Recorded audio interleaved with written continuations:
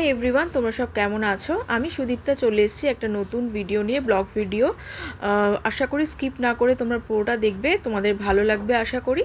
আর কে কোথায় দেখছো অবশ্যই আমাকে কমেন্ট সেকশানে জানিও। কাতলা মাছ তো অনেক রকম করে অনেকেই রান্না করে দেখেছো। তো আমি যে রেসিপিটা আজকে বানাবো সেটা একটু অন্য রকমের, দারুণ দুর্ধর্ষ স্বাদের হবে এই রেসিপিটা, তাই জন্যই তোমাদের সাথে শেয়ার করলাম। বাড়িতে বানিয়েছিলাম, খুব ভালো হয়েছিল খেতে, একদম শাহি, মানে পুরো পোলাও, তারপরে তোমার ফ্রাইড রাইস, সাদা ভাত সবের সাথে খুব ভালো যাবে। দেখো এখানে কি কি লাগছে দেখতেই পেলে। মাছ ম্যারিনেট করে রেখেছিলাম নুন আর একটু গোলমরিচের গুঁড়ো দিয়ে। তারপর এখানে পেঁয়াজ নিয়ে নিয়েছি, এখানে রসুন, কাঁচা লঙ্কা, আদা, আর এখানে দেখো গোলমরিচ নিয়েছি। যেহেতু আমার মাছের পরিমাণটা কম ছিল, আমি মশলাটাও একটু কমই ছিল। তো তোমরা তোমাদের মাছের পরিমাণ অ্যাডজাস্ট করে মশলাটা বানিয়ে নেবে।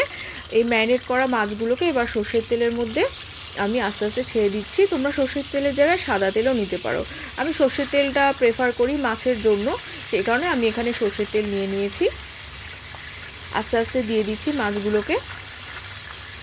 কে কোথা থেকে দেখছো অবশ্যই আমাকে কমেন্ট সেকশানে জানিও। আর ভিডিওটা যদি ভালো লাগে অবশ্যই লাইক কমেন্ট শেয়ার করে দিও, পেজটাকে ফলো করে দিও। আর যারা প্রোফাইল থেকে দেখবে তারা সুদীপ্ত বিষয়ের প্রোফাইলটা ফলো করে দিও। যারা ইউটিউব চ্যানেল থেকে দেখবে তারা অবশ্যই চ্যানেলটিকে সাবস্ক্রাইব করে দিও।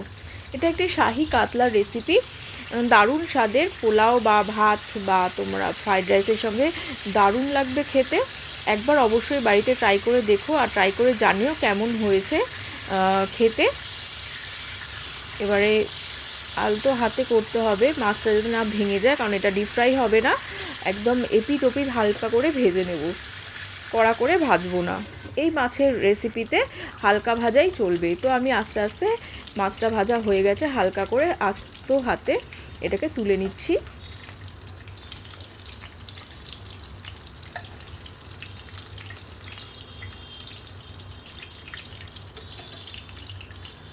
আস্তে আস্তে তুলতে হবে যাতে মাছ না ভেঙে যায়, খুব সাবধানে তুলে নিচ্ছি। এবারে যে মাছ ভাজা তেলটা আছে তার মধ্যেই আমি মশলাগুলো দেব আস্তে আস্তে। এখানে আমি দেখো তেজপাতা আর এক ছোট্ট একটা ডালচিনির টুকরো, একটা লবঙ্গ আর একটু এলাচ চিড়ে দিয়ে দিয়েছি। তারপরে যে পেস্টটা বানিয়েছিলাম তার আগে ঘি দেব, ঘি দিয়ে ভালো করে সর্ষের তেলে মিশিয়ে দেব। অল্প করেই দিয়েছি ঘিটা, একদম মিশে গেলে তারপরে এই পেস্টটা, যে পেস্টটা আমি মিক্সিতে বানিয়ে নিয়েছিলাম, পেঁয়াজ, আদা, রসুন, কাঁচা লঙ্কা, গোলমরিচ আর একটু নারকোল ছিল। তো নারকোলটা অ্যাড করার জন্য কিন্তু দারুণ একটা লেভেল নিয়ে আসবে, মানে স্বাদে গন্ধে দুর্ধর্ষ খেতে হবে। তো এখানে আলতো হাতে নেড়ে দিচ্ছি, মিডিয়াম আঁচে রাখতে হবে, খুব বেশি ফ্লেম হাই করে দিলে হবে না। 2-4টে কাঁচা লঙ্কা আমি এখানে চিড়ে দিয়ে দিয়েছি, তোমরা যেরকম ঝাল খাও সেরকম অ্যাডজাস্ট করে নেবে। এখানে কাঁচা লঙ্কাটা দিলেই ভালো হবে। এখানে কোনো লাল লঙ্কার গুঁড়ো বা গুঁড়ো লঙ্কা এখানে অ্যাড করা হয়নি। এখানে আমি একটু টক দই ভালো করে ফেটিয়ে নিয়ে এখানে অ্যাড করে দিয়েছি। এবারে একদম লো করে দিতে হবে আঁচটাকে, তারপরে এটাকে ভালো করে মশলার সাথে কষিয়ে নিতে হবে, নাহলে দই কিন্তু ফেটে যাবে। তারপরে দই ভালো করে মিক্স হয়ে গেলে মশলার সাথে আবার মিডিয়াম আঁচটা করে দিতে হবে। তারপরে এটা দেখো ফুটতে শুরু করেছে আস্তে আস্তে, কিন্তু কালারটা খুব সুন্দর হয়। কিন্তু আমি এখানে কোনো হলুদ অ্যাডই করিনি, কিন্তু কি সুন্দর কালারটা চলে এসছে। স্বাদ অনুযায়ী নুন এবং স্বাদ অনুযায়ী একটু চিনি দিয়ে দিলাম মিষ্টির জন্য। ভীষণভাবে চিনিটা কিন্তু ব্যালেন্স করে টেস্টটাকে। এবার ভালো করে আবার কষিয়ে নিতে হবে। তারপরে আমি এখানে কাজু আর এখানে পোস্ত আর একটু সামান্য চারমগজ এখানে ভিজিয়ে রেখে পেস্ট করে নিয়েছিলাম, সেটা এখানে দিয়ে দিলাম। ভালো করে মিশিয়ে নিচ্ছি।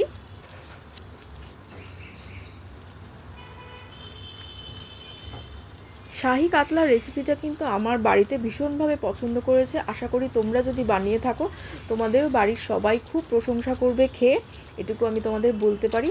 তারপরে এখানে একটু গরম মশলা গুঁড়ো দিয়ে দিলাম।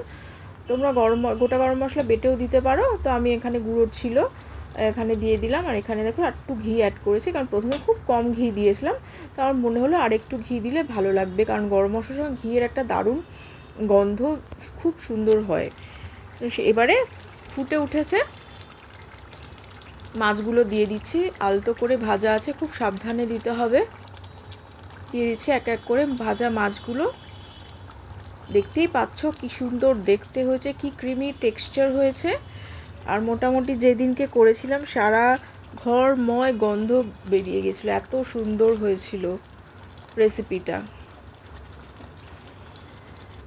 এখানে দেখো ফুটতে ফুটতে একটুখানি টেনে নিয়েছে, জল দিয়েছিলাম সামান্য, সেটা একটু টেনে নিয়েছে। তারপরে মোটামুটি রেডি হয়েই এসছে শাহি কাতলার গ্রেভি। দারুণ স্বাদের পোলাও, সাদা ভাত, ফ্রাইড রাইস, তোমরা রুটির সাথেও খেতে পারবে, অনবদ্য খেতে লাগবে। এখানে দেখো হয়ে এসছে, হয়ে গেছে। একটা বোল নিয়ে নিয়েছি, এখানে বোলে পুরোটা ট্রান্সফার করে দিচ্ছি কড়াই থেকে।